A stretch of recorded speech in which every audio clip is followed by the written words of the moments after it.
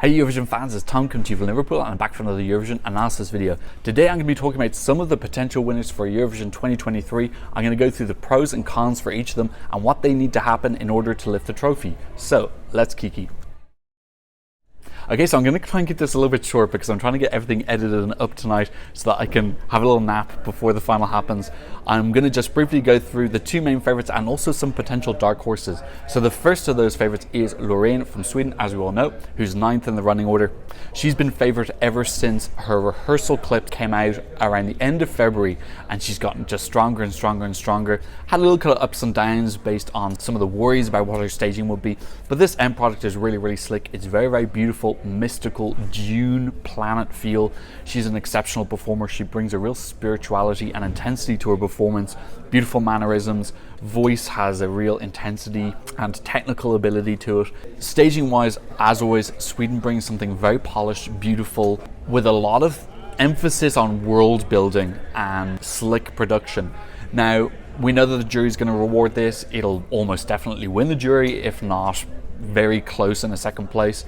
Televote wise, it's a little bit harder to predict. Sweden haven't been in the top 5 of the televote since they last won in 2015, including Cornelia. She was 6th in the televote, and we know that Benjamin Ingrosso was 21st.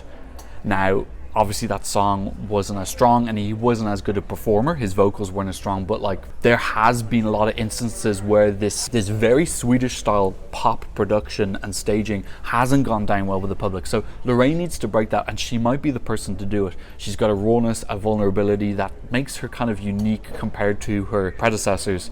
And then also that staging has that extra wow. She's got name recognition, which could work two ways. Some people might say, wow, it's Loreen, I want her to win again. Some people might go, I want someone different to win. The last potential double winner we had was Alexander Rybak. He won his semi-final and then came 15th in the final. So was there potentially a small element of people not wanting him to win again? That song was quite divisive. The Tattoo is much more popular than How to Write a Song. So that's a big question for me. What is Sweden's televote going to be? I think the exciting part of the show is going to be seeing the jury, the difference between Sweden and Finland in the jury. And then when we come to the televote, that big announcement, how big is Loreen's televote? That moment alone is going to be just primetime TV, because is it going to be like 150, kind of like Sam Ryder got last year? Or is she going to be in the 200s, 300s? If she's in the 200s, 300s, yeah, she's really, really going to be tough to beat. This is the odds-on favourite. It's the most likely person who's going to win. But yeah, I still think there's a potential for that surprise. That televote is the unknown quantity. Her jury performance was very good, but it wasn't like mind-blowing in the same way that someone like Blanca Paloma's was. So in any case, if she wins, that will be a record equaling 7th win for Sweden.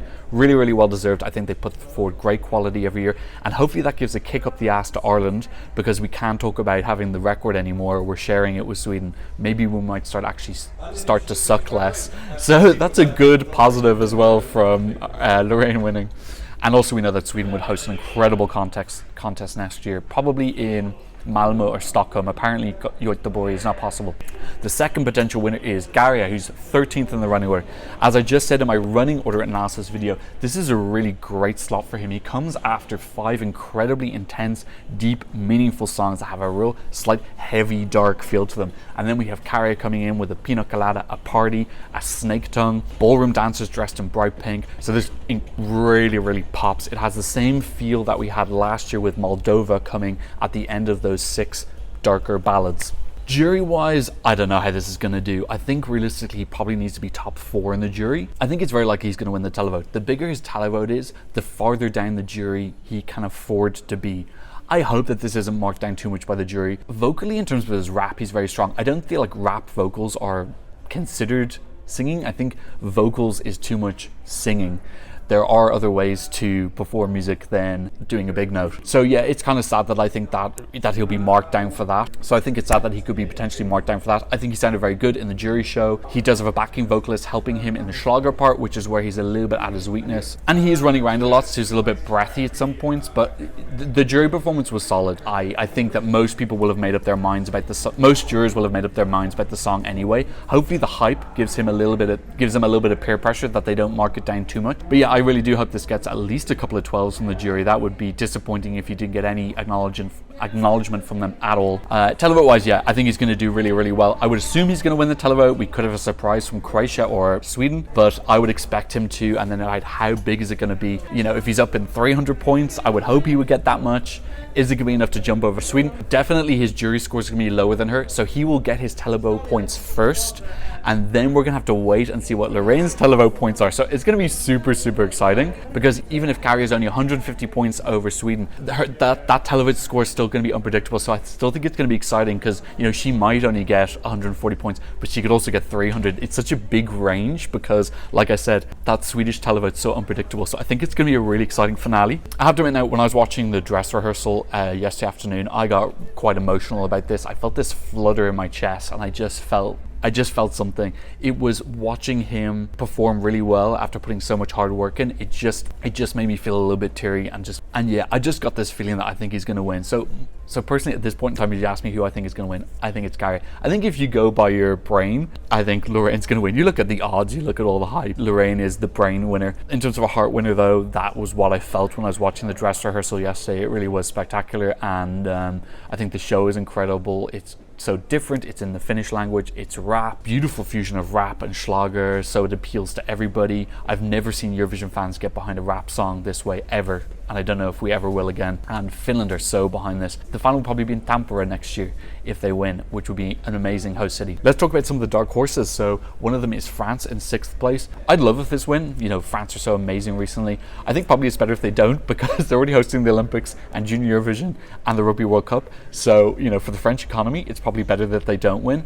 I think she'll do very well in the jury because it's beautiful, classy. She's got a great vocal, particularly at the end. Televote wise, I think this will be received warmly. It's quite safe. I don't know if the song has that like real oomph X factor that takes it to the next level that you kind of need to win, but I do definitely hope that this does well. All of the dark horse scenarios I see are where Lorraine's televote isn't big enough and Carrie gets bombed by the jury, and then someone consistent comes in and takes the crown.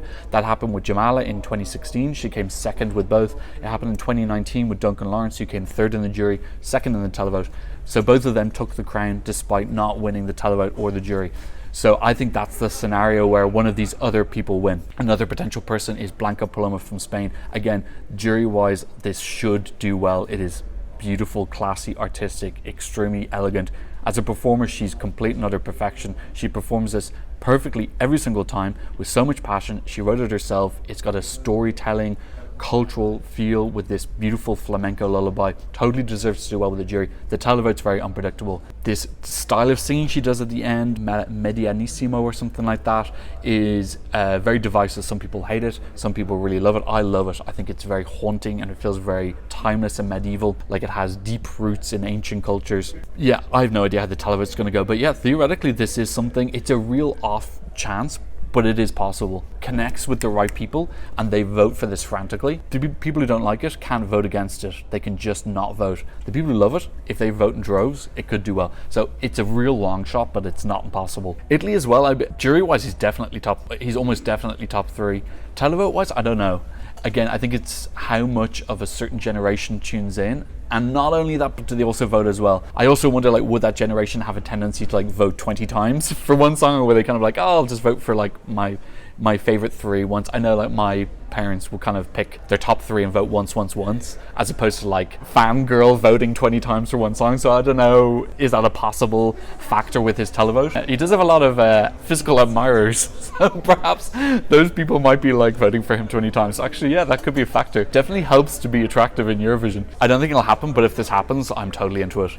Belgium winning. Ukraine's still a possibility if they get this absolutely gigantic televote. I don't think it's going to happen. I think that they will get a high televote, maybe in the 200s, but I don't think it's been enough, and I don't think their jury score is going to be high enough either. I love this entry. I think it's beautiful, classy, shows off their culture, which is a priority for Ukraine in their entries. They're trying to show off who they are, and this does an amazing job of that. So I have to admit, unfortunately, from what I've heard from a lot of Ukrainians, they almost kind of don't want to win because they got such a very nasty backlash last year from a lot of people. So it's kind of left a slight sour taste. I almost feel like they kind of don't want to win again. So it's kind of sad that that's the situation. Alessandra possibly as well, coming in as someone who's super consistent through both jury and televote. It could happen. Also would not be upset about that whatsoever. Israel, I can't see it happening. It is super high quality and classy, but yeah, this is a long shot for me. My kind of like weird dark horse person is Germany. Like I said in my running order video, it is a thought that popped into my head, could they win? Then again, Lordi, when they won in 2006, there was no jury, but Måneskin did win in 2001 with a rock song, so it's impossible. Have we ever had a glam rock winner before? I think the closest thing is Lordi. I'd love it.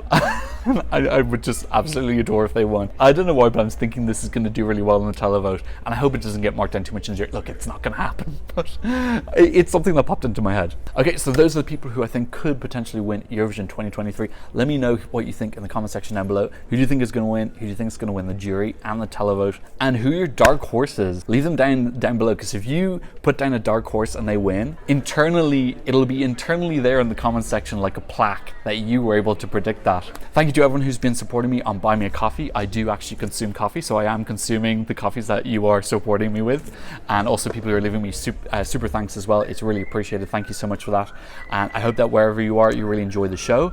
It's really spectacular. You're going to have a great time. If you like this analysis video and you want to see some more, I will leave a couple of them for you here. Don't forget to give me a thumbs up, and thanks so much for watching. I've seen another Eurovision analysis video very soon. Goodbye. Blah, blah, blah, blah, blah.